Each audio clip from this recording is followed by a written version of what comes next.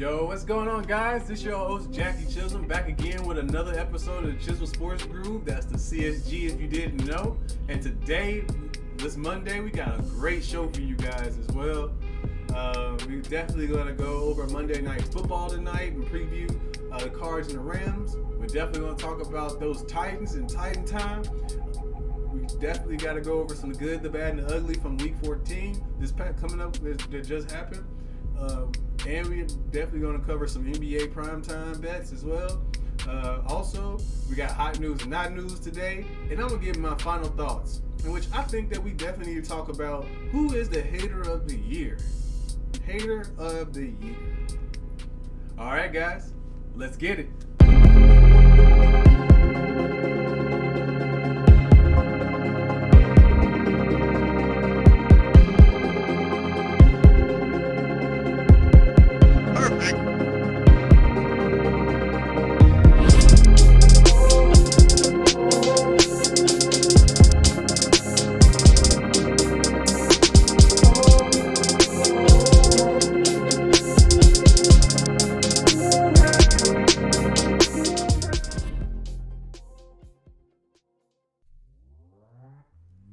Alright, guys. Man, Monday Night Football tonight. We got the Cardinals and the Rams. Now, the Cardinals did come out and blasted the Rams last time that they played. Look for the Rams to come back revamped with Von Miller now, with OBJ. They're going to have some more weapons. It's going to be a little different of the time, especially without Robert Woods for the Rams. Kyler's is just now back.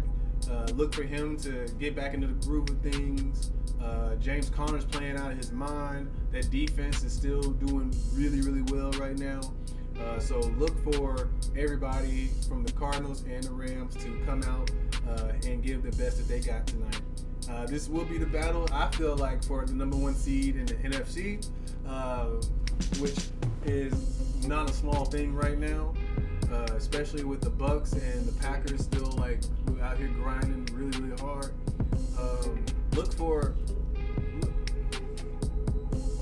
This will be a battle for the NFC title.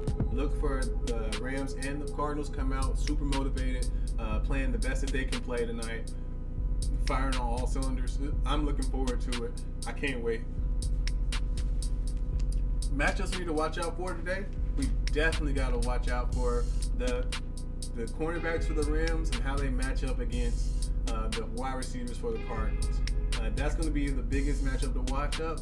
If the Cardinals wide receivers can get separation, they can continuously make drives, extend drives, keep the ball in their possession, and keep Matt Stafford on that field, on the sidelines, and keep that defense on the field. You definitely like the Cardinals in that matchup, but let's just see how Jalen Ramsey and Darius Williams all come together and try their best to stop that passing attack. Next, you also want to see how Kyler Murray and his feet against Aaron Donald and that defensive line. That's going to be one of the biggest matchups to watch. If they can contain Kyler Murray, you cannot stop him. If you can contain him, you have a shot of winning this time. I don't like the matchup for the Rams, but look for them to play. I've already played them once before. Look for them to come out with a different scheme to try to keep him in the pocket and make him beat him with his arms and not his legs. Next matchup, the last matchup I definitely want to say was the running game for the Rams against the defensive line and the linebacker for the Cardinals. The Rams have had a terrible running game the last few weeks, really this whole season. And the only way that I feel like they're going to continuously keep the Cardinals offense off the field and wear down that Cardinals defense is that if they can successfully run the ball continuously throughout this game. That's a big order, but look for Sean McVay, who is an offensive genius, to try to scheme the best way of getting Darrell Henderson out there running. Now, I got some predictions for the day as well. Definitely think that there's two things that's going to help with, or three things, I'm sorry, that's going to help determine who is going to be the winner in this game. I feel like penalties is going to be the first thing. Whoever wins the penalty battle will probably have the best field position battle. Now, also as well is turnovers. Whoever wins that turnover, again, it's going to be all about field position. It's about keeping that Rams offense off the field and trying to keep that Cardinals defense on the field, depending on which side you're looking at. You definitely the last one is definitely going to be time of possession for these teams. Whoever can possess the ball the most is going to definitely come out with the best chances of winning. And with that, I do believe that the Cardinals will win the time of possession because James Conner is a better running back, and the running scheme that he has going for him right now is impeccable. I feel that that the Rams are going to lose their turnover battle. I just don't see how pushing the ball down the field and just the way that they play, Matt Stafford, and giving the chances and the amount of throws that they do, like they're going to have turnovers. So look for the Cardinals also to put up win a turnover battle as well. Now for penalties though, I do have the Rams winning the penalty battle. Sean McVay is a very good coach. They play really well up front, as long as they're not giving up holds, or like the offensive line's not giving up holds, or they're not trying to jump off sides to get like an extra advance. But they're doing really well with penalties. The Cardinals are a higher penalized team. You would imagine, especially with all the injuries that they had and a lot of like backup players that they have playing. So look for the Cardinals to lose the turnover battle as well. But even with all that said, I still have the Cardinals winning this game 27-21. I'm just looking forward to a really good game tonight. Hopefully they score a lot more points. I love shootouts, so let's get it. All right, guys. When we return, it's already Titans time. Let's get it.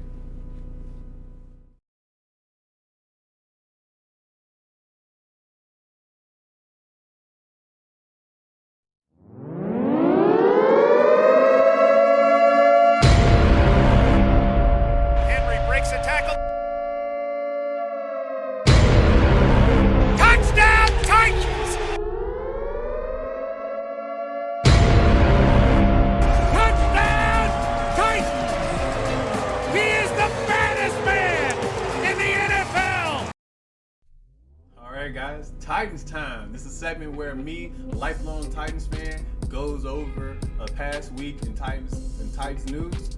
I think we got a big week this week. We had the Jags coming into town after a 2-game losing streak. To be able to give a goose egg to the Jags without Derrick Henry was huge. That defense came through like from start to finish. Trevor Lawrence had a massive day of problems.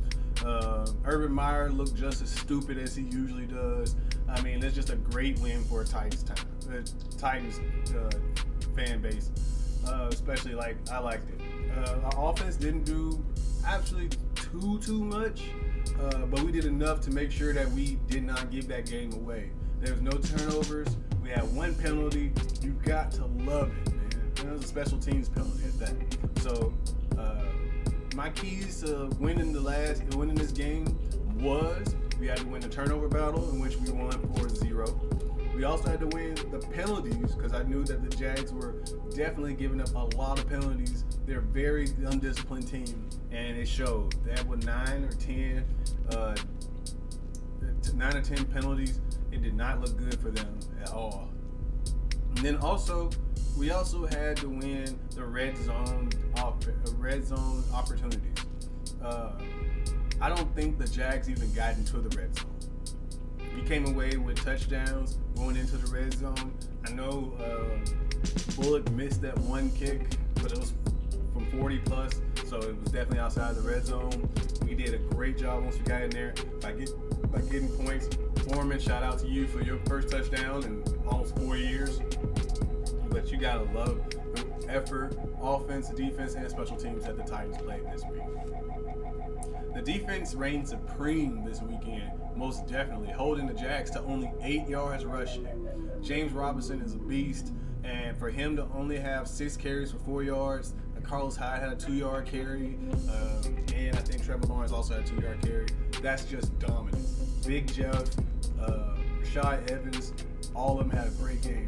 It was good to see Evans and Cruikshank back because they were able to hawk down at their positions. Rashad Evans is a good run-stopping linebacker.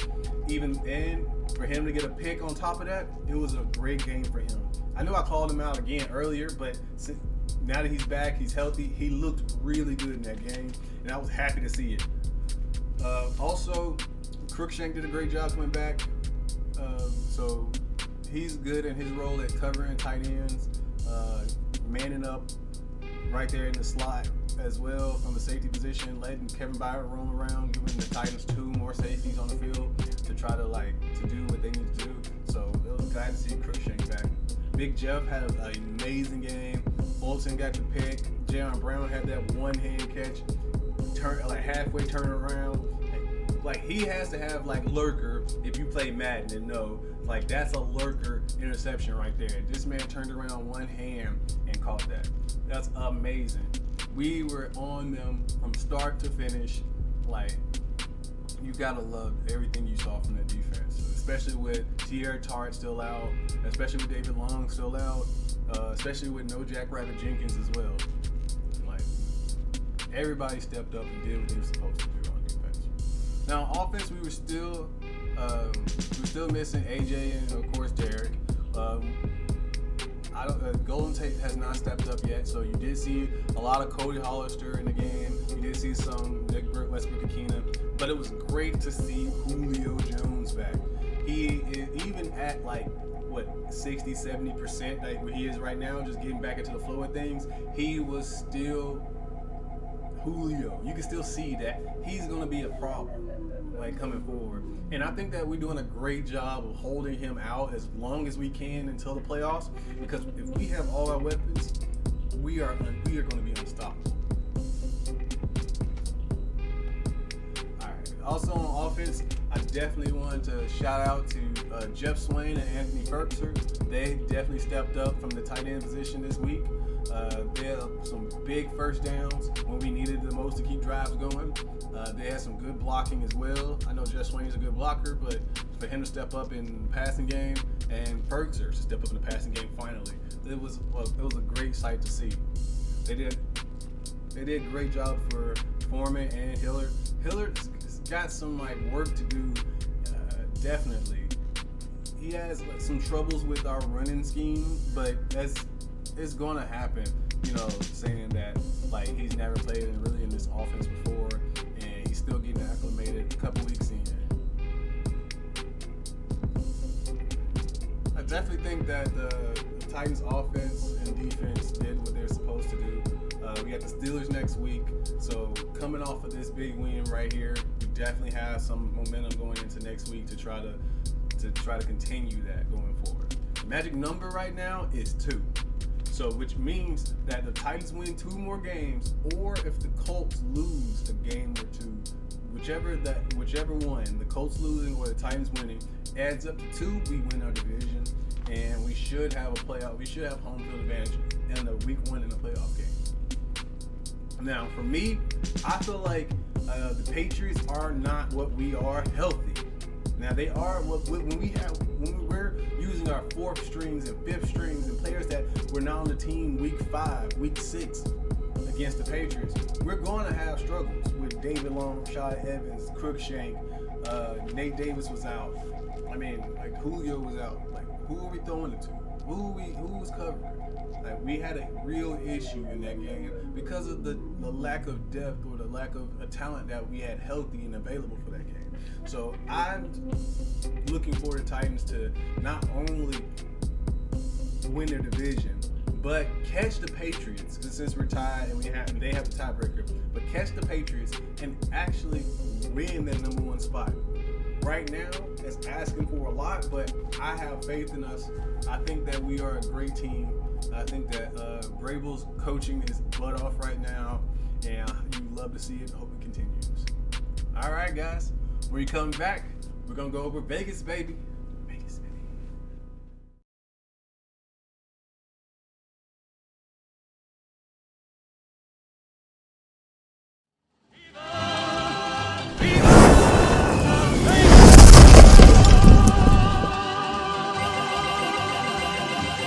Vegas, baby, Vegas! All right, Vegas, baby. This is a segment where we go over the good, the bad, and the ugly from our chances, locks, and wild cards from the week before. And we try to make sure that we definitely give you the best inside information that we can give you on the betting this week. I'm your resident mathematician, here to break down the numbers once again. And we're going to start off today with the good as well from week 14. I feel that there was some definitely good this weekend. Now, I'll start off with one Russell Wilson and those Seattle Seahawks beating the Houston Texans the way they beat them. I mean, it's not saying a lot beating the Houston Texans, but the way that the Seahawks been playing this year, every game's if. I mean, just turnovers, like empty red zone possessions. Defense is getting torched all the time. The game was actually pretty close until Russell and the Seahawks guys turned it up at the end there and pulled away. But when you beat a team that you're supposed to beat in a down year like they're having right now, that's a good win. That's a really good win. So shout out Seattle. Next, there's a surprise for me, even myself. The 49ers actually were able to cover their 1.5 point spread and actually beat the Bengals right out in overtime. The 49ers have been up and down all season. The Bengals have as well. So to see that the 49ers were able to come in and get the win against the Bengals is huge for that team. They're right there in the playoff hunt, and they needed that. So that bodes really well going forward for the 49ers. Now, it also bodes really bad going forward for the Bengals as well. They are right there in the playoff hunt as well. And to see them like losing games where you would think that they would win, that does not bode well for them. All right, next, I definitely think that the Saints getting back in the win column, even if it is against the Jets, is huge for them. 4 turnovers last week, coming back out and playing a team that you should beat and beating them, covering your spread is always a good thing to do. Now we definitely got to go and straight into the bag for this past weekend, and we got plenty of it. Now, I definitely think that the LA Chargers, even though they were able to beat the New York Giants, they were not able to cover the spread. So the Giants, even without Daniel Jones and without some of the key pieces on offense and on defense, were able to stay in that game right there with the Chargers. And that's not good. For the Chargers, they're in the 6th seed, 7th seed right now, fighting for a playoff spot, and you have to be better than the Giants, more than 4 points. You have to be able to beat a team that's sputtering, looking for if they're going to have a top 5 pick this year. So I've had some ups and downs with the Chargers this year, and for them, I definitely think that they should go in the bad, only because they should be better than what they're playing at right now. Next, I definitely want to talk about the Washington football team. Come on, guys. Come on. I had more faith in you this weekend. You turn around, they were down with 18-0 to start that game. 18-0. But it is Dallas. So they had the opportunity to come back in that game and cover the spread at least. They did not, but the fact that you were there and it's Dallas, you had it. They called you out earlier in the week. They guaranteed that win, and which should be, especially for Riverboat Run, that's bulletin board material. And anytime you give any NFL team with grown men who were once the best that people have ever seen, a collection of those guys, they're going to have problems. And I think that the Washington football team should have won that game. God, Cowboys come on today Cowboys fans come on today looking all happy and shit. Michael Irvin's all smiling and grinning. Swagoo's up there hey, we winning our division, huh? Fuck that. First round, they gonna get kicked out anyway. I just don't want to make sure that they play the best team they possibly can going in. Like, but Washington, God dang it, bro, y'all should have won that one. Now, I definitely want to talk about my last bad is the Panthers. Cam, what are you doing down there? He started off so hot, and now you can't even cover the spread against the Falcons. I understand that they're a division opponent, but what the hell is going on down there in Carolina? Woof. It looked like they got a rookie coach. It looks like they had to bring in Cam off the streets and teach him a new offense in the middle. They literally just fired Joe Brady, so their offensive coordinator. So they got some issues down there that's bigger than what we're all looking at, and hopefully that bringing in Cam for the next year or so until they find a quarterback that can replace him and groom him up, getting Chris McCaffrey back with some of those stud wide receivers and cornerbacks that they have. But you would love to see Carolina do way better than what they're doing. They have so much talent offensively and defensively that they just should be so much better. They just should. All right, now we're gonna go right into the ugly from this past weekend, and there's some ugly going on.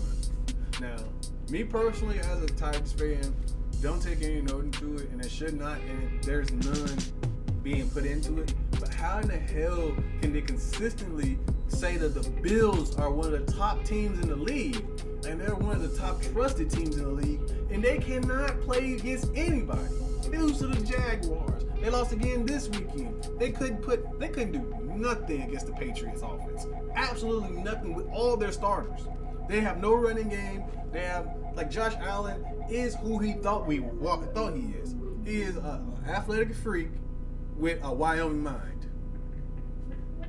It is what it is.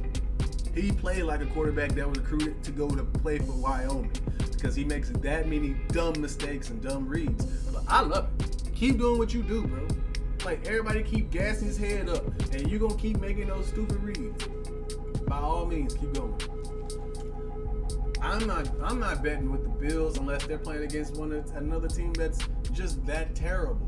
But if the Bills are going to play against any team of notoriety, the Titans are number 2, the Patriots, any team, like they're not a good team when showed against the rest of the good teams. So, I mean, I'm gonna leave the Bills in the ugly for right now because that's how they've been playing lately, and it just continuously shows its head.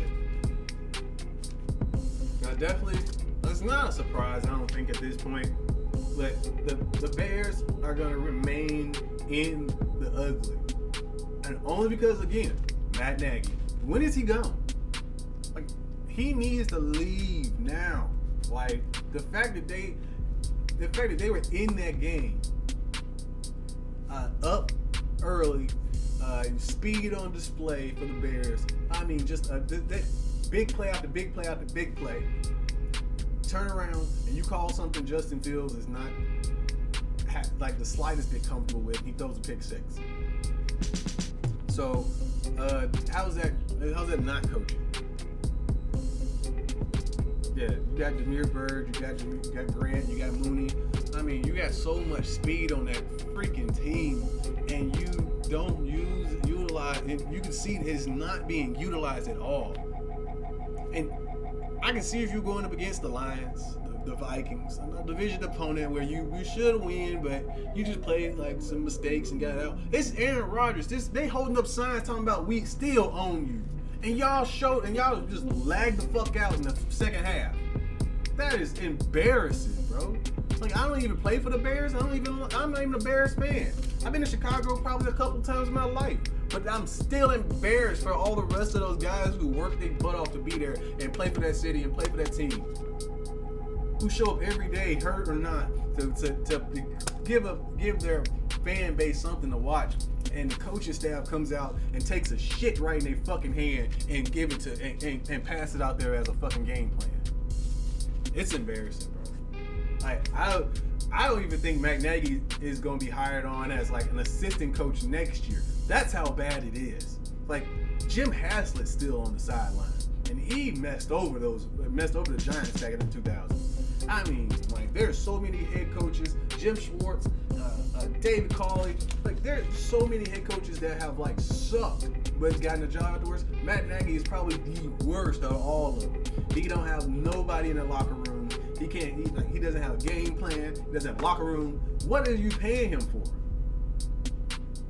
Whatever. Whatever.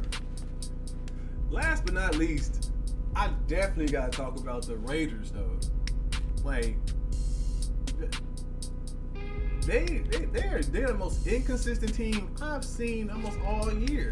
Because they can beat anybody, but lose the worst way to anybody as well. Like, what kind of, like, that's usually reserved for a Tennessee, but we beat the best teams and lose to the worst teams. No, they can lose, it don't matter. Like, week to week, it's a whole different story. You never know what you're going to get from them, and it's kind of crazy. Like, I'm not comfortable betting with them, especially getting blown out the way they got blown out with 48-9 to the Chiefs. Like, you only scored 9 points to the Chiefs defense. The Chiefs offense who couldn't figure out how to get out of a wet paper bag a couple weeks ago, you give up 48 points to. Also turnovers too. Man, like, woo! Is Derek Carr the best quarterback in the league now? Somebody said that. That's stupid. But hell yeah. Like, damn, the Raiders are gonna stay in my ugly probably for the rest of the year. Like, I'm not betting with them. There's no reason to. They probably need to get a new head coach. They have talent. They just have, like, injuries and, like, just the aura that's circulating in Vegas right now is just terrible. You lose your head coach, lose your your best wide receiver. You got some injuries on that defense, on the O-line as well. Josh Jacobs in and out of the lineup. Like, it's a terrible season. So, you know, like, when you see teams that just can't put it together, it makes you, like, appreciate the teams that can, even with the deep injuries that they have and the issues that come with a regular season. So, but Raiders, bro, I'm done with y'all this season. I'm just done. I'm not gonna risk it no more. Unless you play against, like, the Jets again. Alright, guys, we're definitely going to talk about some NBA right quick as well. We got a couple games on until our next episode. I definitely want to cover just some of them and give my picks as well. Later on in the season, I'm going to compile all the picks that I've given, and we're definitely going to total it up and see where I'm at for the season. But let's start with Monday, though. Let's start tonight. We got a couple of good games on tonight. I'm looking at my notes right quick. I do see that the Heat are traveling to Cleveland to play the Cavaliers. And wildest thing I've seen today. The Cavaliers are a 5-point favorite in this one at home. I'm taking the Heat. The Cavs have been playing out of their mind. Evan Mobley's probably rookie of the year. They got some, Colin Sexton's playing great. Somebody woke up Kevin Love. Like, man, they're like, was it Caspi? Omar Caspi's playing really well now. Like, I just don't see it though. I don't see a sustainable way for the Cavaliers to continue to go. They are playing in the East. The East is pretty weak, but they're still the Cavs. I'm just gonna leave it at that. Next, we have the Warriors traveling to Indiana to play the Pacers. The Pacers are a 3.5-point underdog in this one. I would have took the Warriors if it was an 8-point lead or a 10-point. I just think that the Warriors, like Steph and Jordan Poole, Draymond, are just going to be too much for them. They just score too many points. It's the same thing, different. It's a different day, same thing, different day with the Warriors. And next we have the Suns traveling to LA to play against the Clippers, and the Suns are a 3-point favorite in this one. I'm gonna take my 3 and I'm gonna run with the Suns on this one. Paul George has been in and out of the lineup with he's been banged up recently, and without him, like, I think that they're just like there's no chance. So I'm gonna stay with the Suns up there. All right. On Tuesday, we got the Warriors traveling to New York to play against the Knicks. And until the Knicks figure out what the fuck are they doing, I'm gonna roll with anybody but them right now. Like I know they win in a couple of good games. They got a bunch of talent on that team, but as long as you can stop Julius Randle and R.J. Barrett from going left, like I'm gonna bet against them. That just is what it is. All right, next we also got the Raptors traveling to Brooklyn to play against the Nets. I'm sorry. And I actually like the Nets in this one. KD and James Harden are on fire right now. They're the number one team in the East. And if they can get Kyrie back as well anytime this season, watch out. Watch out. They're playing great right now. Their bench is deep and getting everything they can from Patty Mills, Joe Harris, Cam Thomas, their first round draft pick. You just like what you're seeing and what you're getting from them. So, I like the Nets, and I'm betting with the Nets for a good time right now. All right, next, we also had the Suns traveling to Portland to play against the Trailblazers as well. I'm going to stay with my Suns as well. They're just putting up too many points. As long as Chris Paul's there, I'm loving my team right now. They are running gun. Even when Book's in and out of the lineup, Chris Paul is like the best orchestrator of this generation. He probably is he's definitely one of the greatest point guards of all time, but one of the best pure point guards of all time. I mean, a Jason Kidd, a Steve Nash, even like a Magic Johnson. Like, he's up there. He's definitely over a couple of those names I just named. I'm not sure about Magic, but he's definitely up there. And for somebody to say that Steph Curry is probably one of the best point guards to ever play the game, like he just doesn't see the field the way that a Chris Paul does as a pure point guard. Now, he's one of the best shooters. He's the best shooter to ever play the game of basketball. The greatest shooter ever.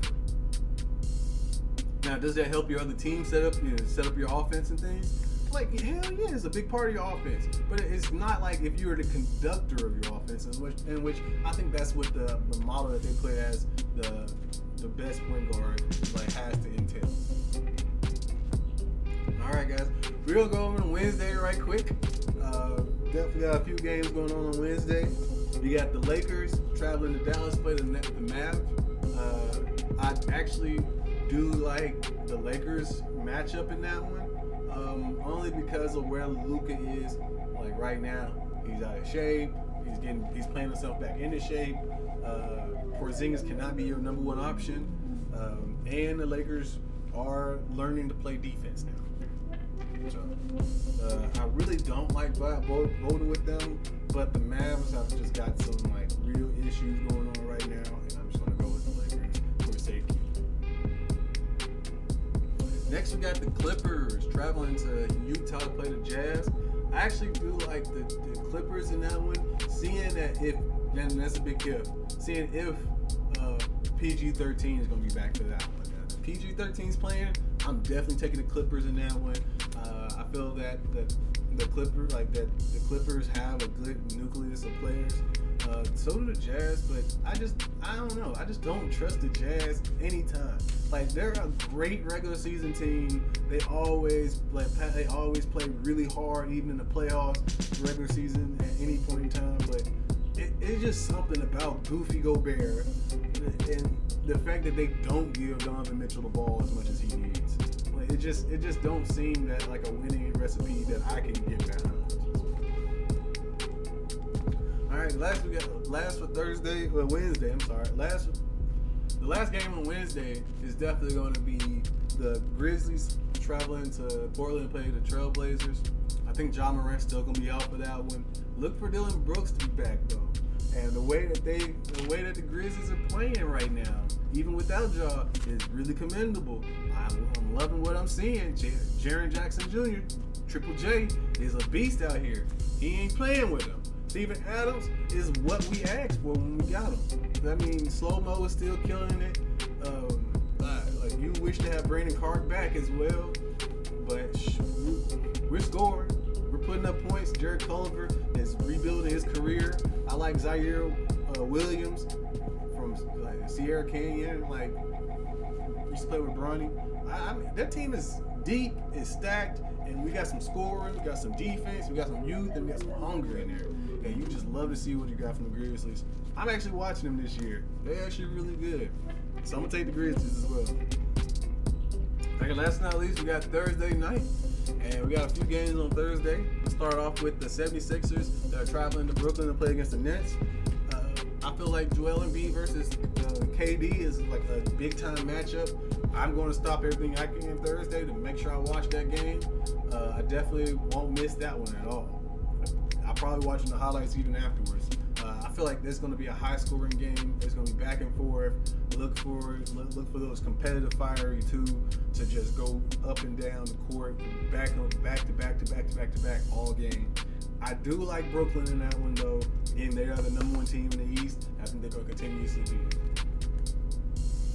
Next, we got the Bulls traveling to Toronto to play the Raptors.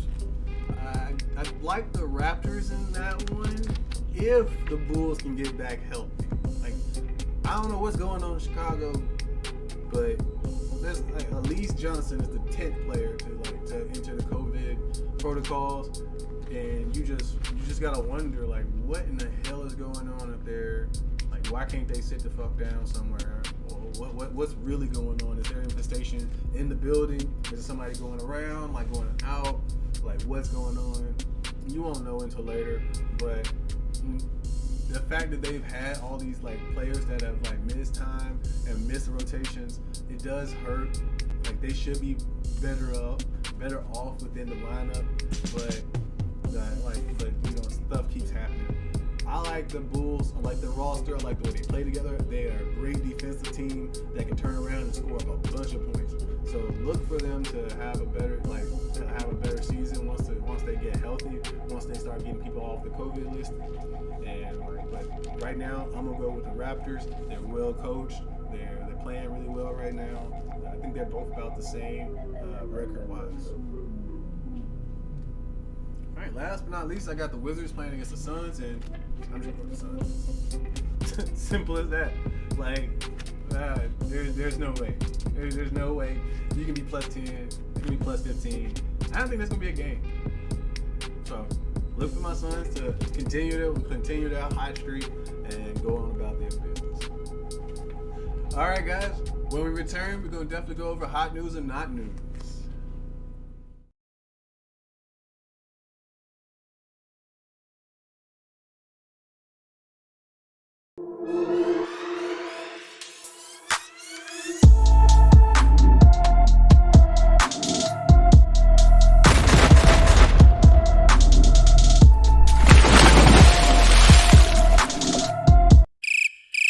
What?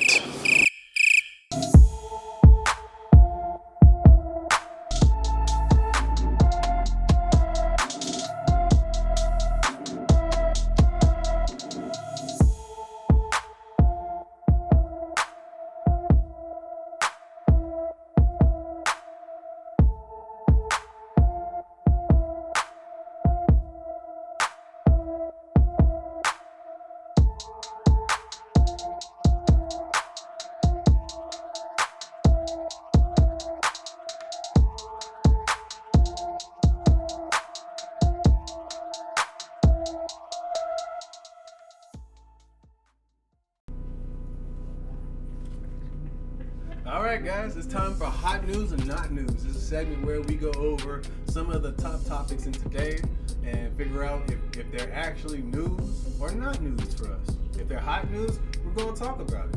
If they're not news, we're going to keep it pushing. Alright, let's start with the first one right now.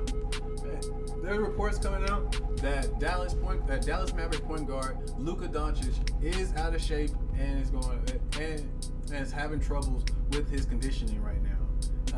He just, like, in an earlier interview, he said that he needs to do better with his conditioning and get his conditioning together. You can tell that he's a little more tired. He's settling for jump shots. He's not getting to the hole like he usually is. But Luka Doncic is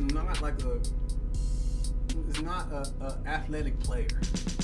He's 6'9", he's 250, 260, and he uses that. He uses that size, that frame to get around. So for him to be out of shape, 20 20 games into the season is, I think that's news. I think that's really, really news, but it's not news at the same time though. Because the more you play, and if there's injuries involved that he's not telling us about, then he's not going to condition. You know what I'm saying? So it is news. Once we get more information of why he's out of shape, if he's just lazy, then we definitely talk about that. We definitely need to go over if he's just missing practice, he's just missing workouts, he's not giving it his all, or if he has like an injury, then that's not news. See, again, it is or it isn't. And then until we get more information out, we're not gonna know until it's news enough. So I'm gonna leave it at it's not news right now. He probably dealing with some injury that stopped him from running. Because if you play basketball, the way to get in shape is to play your sport. You run 5 miles in a fucking game. How can you not get in shape? Alright, next topic definitely want to talk about is one Warriors coach Steve Kerr has a couple of like exciting comments about his point guard Steph Curry. He came out and actually compared Steph to being one of the greatest of all times, like Michael Jordan, who he also played with. Now, I think that this is definitely not news as well. Only because Steph Curry is your best player. He's won you multiple rings. Yeah, I'm gonna blow smoke up his ass. Hell yeah. Steph Curry, yeah, he better than, I think he's on par of beating Jordan. Boom. That's because it affects me. Steve Kerr better say that. I understand he played with Jordan. I understand that he got respect for Jordan as much as humanly possible, like I do as well. I think Jordan is fucking legendary. So I don't think that Curry is up there with Jordan, because if you ask, if they was in a shooting competition, 3-point shooting competition, Steph Curry's gonna wipe Jordan off. Anything else, defense, rebounding, passing, scoring at any other levels, other than just shooting it from 30, I think that Jordan got him. Jordan is a better overall scorer because he had that mid-range turnaround jump shot. He was Air Jordan. He can get to the hole with like no other at the time.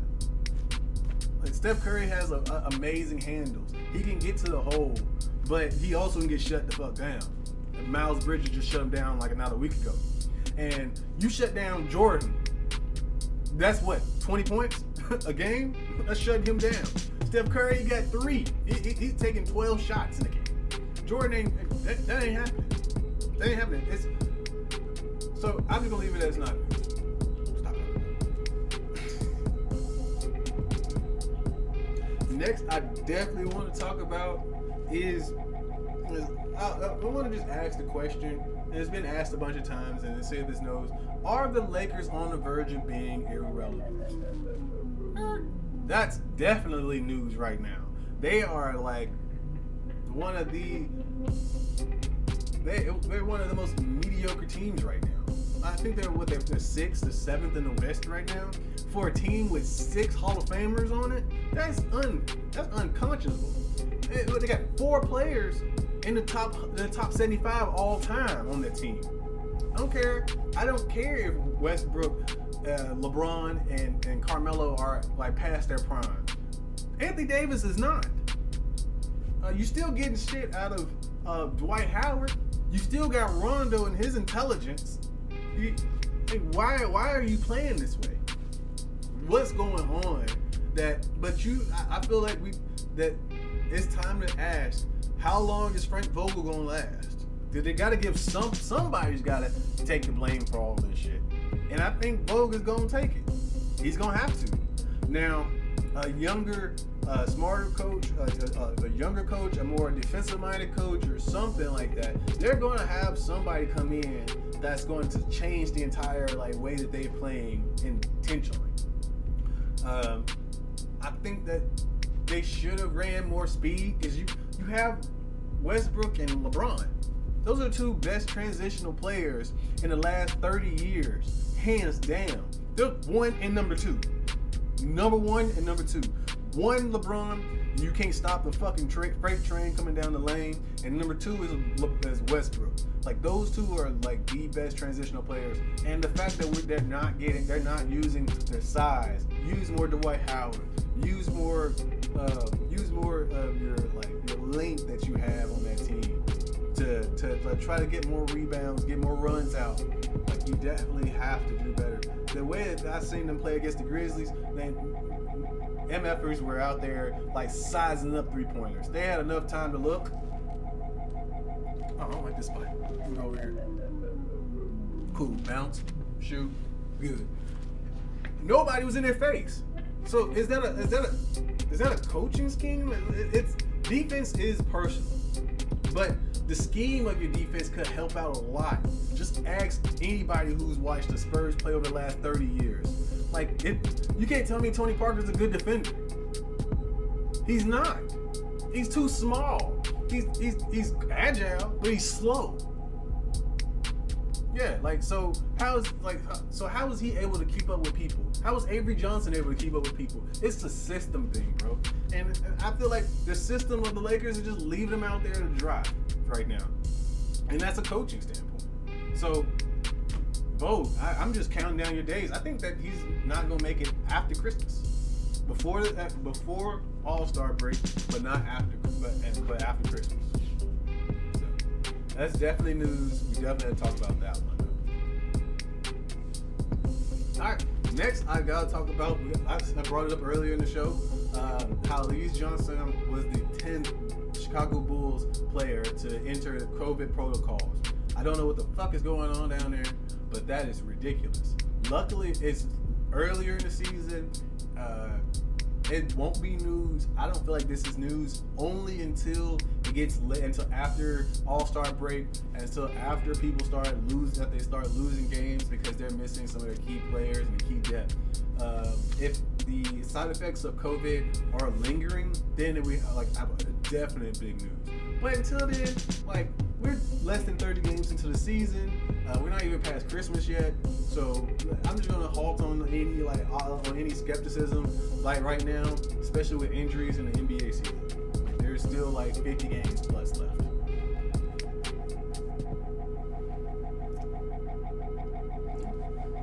My last statement, which I think we definitely need to talk about, is RIP to Demaryius Thomas. Definitely. He was only 33 years old. I'm 30. So I know I'm past my playing days. I was a wrestler, and I'm way past those now.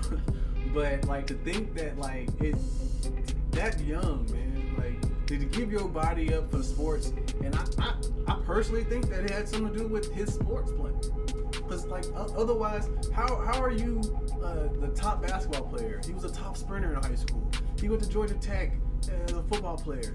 He was a great athlete. Number 1 picked over Dez Bryant in that same draft as well. And he played and for the most part, it was worth it. When Peyton Manning got there, he was a true number 1 wide receiver. He could take some of those bubble screens and go 50, 60 yards with them. He had the size, he had the speed, he had the hands, and he was a great player. But the most part that really hurts is to hear everybody how they talk about him. He was the best man in the locker room. Anytime you can get that accolades from your teammates, you're talking about something big right there. A great guy in the locker room, somebody who was that people loved and had admiration for. That's hard to lose. And he's so young, man. He's so young. He's been having issues with seizures for the last little while. To see somebody like a Shannon Sharp, who played for the Broncos as well and had a relationship with him, especially when Peyton came. It's just sad, man. It's too soon. It's too early. He had so much more to give the world, I feel like, other than football. And he just never had the opportunity to even get to that point. It just hurts right there. Man, it's the fact that what all athletes give up in the long run, even if you don't reach into the pros, even if you don't reach into past high school, you're giving so much up of your body for this sport, for your school, for everybody else around you. That you hate to see the actual side effects of it and how drastic it really is.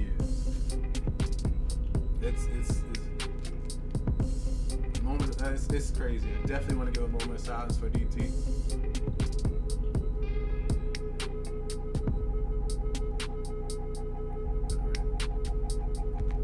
Whew. All right, guys. I think that I'm gonna have to wrap it up after that one for hot news and not news. When I come back, we're gonna go over my final thoughts for the day, and we're definitely gonna talk about who I think is the hater of the year, Keyshawn Johnson. All right, guys.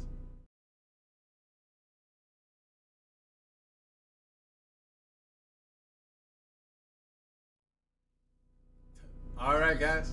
Now it's time for me to go over my final thoughts for today. And I want to talk about who I think should be hater of the year, Keyshawn Johnson. Within the last few months, the Titans have had their ups and downs. They've beaten the Bills, the Chiefs, some of the best teams in the league back to back to back. They beat the Saints handedly. And then turn around on a 2-game losing streak just so people could say what they want. But Keyshawn Johnson went out of his way the entire time to make sure that he said to say that the Titans are not shit. They're not going to do anything. They're not going to win. They're not. Ryan Tannehill is not a good quarterback. We ain't got no explosion. We ain't got no defense. We ain't got nothing. Yeah, we're still number 2, and we've used the most players in NFL history, only through 12 games. No teams use more players than we have in 16 games than we have in 12. But we're still number 2. We still are tied for the number 1 seed in the division 14 weeks into the season. So I don't see how is it that you can just open your mouth to say just so much negative shit about the Titans when it's not like you a washed player yourself. You were the 9th option on the goddamn Bucks when y'all won the Super Bowl. You were a problem, not a good problem, but just a issue for Bill Parcells and Vinny Testaverde and the Jets. Come on now, bro. For real, you the one who gonna talk shit about somebody not being good? We really want to talk about your Dallas days, bro? We really want to talk about your Dallas days. You should know about a team not being good. You played in Dallas. So get out of here. But I think that's ESPN groupthink. Everybody wants to ride the same 3-4 teams in each division so that they don't seem stupid or seem crazy. The Patriots are a decent team right now. They got a great coaching staff, great coach. I don't trust them because they got a rookie quarterback. Bill Belichick's never won with a rookie quarterback. I don't see them doing it starting it now. Mac Jones had some real issues in that game that showed his age. He has a lot of poise, and he does come back tenfold. But he still's a rookie, and he still makes a lot of mistakes. Look for Vrabel to confuse the shit out of him the next time they see him again. That's not going to happen the same way. As long as we can keep down the fumbles from running backs that wasn't on the team 5 weeks ago, then we'll be all right. I definitely don't like the Chiefs' defense. They've been shutting people down, but look who they played. Look who they played. The offense has been iffy, on and off, hot and cold. So that's not a team that you really want to see, that you really want to be behind in December. It looks like they're putting it together, but again, who have they played? I mean, the Ravens and the Bills, they're not there. The Bills just lost again. The Ravens just lost again. Lamar got hurt in that game. It did not look good. So I just don't see the groupthink behind why Tennessee cannot be that. Especially since it's looking out to be, we will have AJ, Julio, Bud Dupree, Derrick Henry for the playoffs. And at this rate, we will have a first round bye. A home field advantage or a first round bye. So, shouts out to Keyshawn for being still the dumbest hater of the year. His pick. I want the Titans to succeed, just so he can like shut the fuck up and go away. I don't know how he just out of nowhere just kind of picked up this steam that he's gotten and got the shows and he's all over. But that's how ESPN works. They just keep trotting in like as many former athletes with huge personalities as they can, and I guess you got to figure out a way to stay on and stay relevant. But Titans Twitter's coming for you, big dog. Everybody's coming for you. We want to make sure that you keep your foot in your mouth. You love Derek Carr, and Derek Carr was going to be there for you and the Raiders. But look what they just did against the Chiefs. They barely beat the Cowboys on Thursday on Thanksgiving, and that's a give me. Cowboys always lose on Thanksgiving. So, like, I think that he definitely is going to continuously keep his foot in his mouth, and I love to see it. I want to make sure that we keep him wrong, so he can shut the fuck up and go somewhere. All right, guys, that's another episode of the Chism Sports Groove. That's episode 10. And again, I gotta say it, it's the CSG. If you didn't know, I'm your host, Jackie Chism. Hey, until we meet again, guys, peace.